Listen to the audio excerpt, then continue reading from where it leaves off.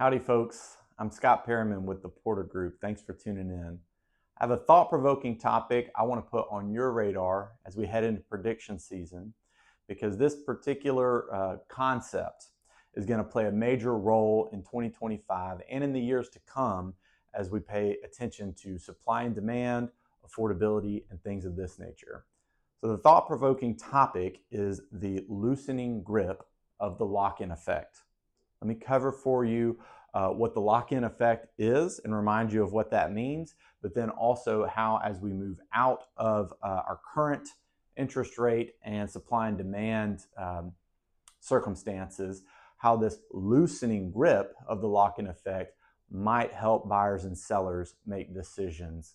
So basically, the lock-in effect is those homeowners or home buyers who either purchased or refinanced to once-in-a-lifetime mortgage rates in the threes and below currently feel locked into that mortgage rate and cannot either upgrade or relocate or will not.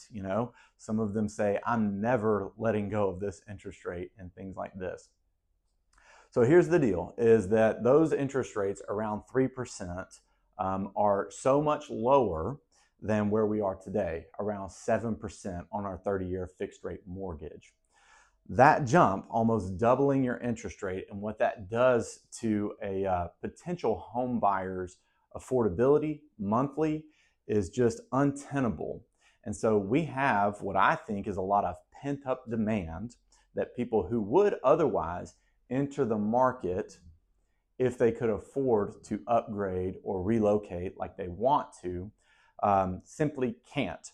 But here's the thing. Sometimes when we think about interest rates coming down, what we think is that prices will just appreciate very quickly and rapidly in kind, right? Because homes are now affordable and the demand that's there will then cause those prices to rise, which is probably true. However, here's the thing. If we can also consider that those rates coming from 7 down to like a 5.5, that's also going to allow a lot of inventory to come onto the market, right? Because that pent-up supply of home sellers in that 3% mortgage are now going to feel the freedom to put their homes on the market. This is going to increase the amount of supply that's out there.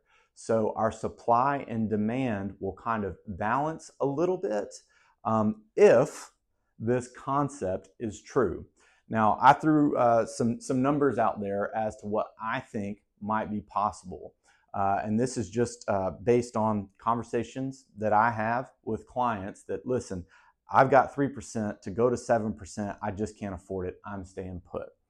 And as I look at amortization schedules and mortgages and this kind of thing, I feel like if our mortgage rates can get down to like a 5.5 or even closer to 5, that will allow that particular home seller to enter into the marketplace.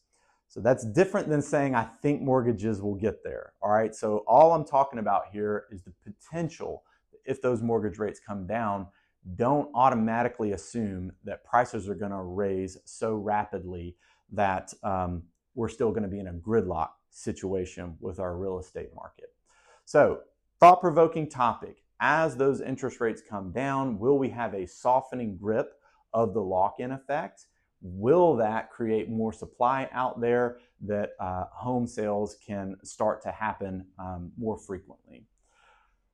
If that's confusing, I understand. I do this every day. I would love to sit down with you, have a cup of coffee, and talk about your options as a home buyer or a home seller. My number is 901-497-5615.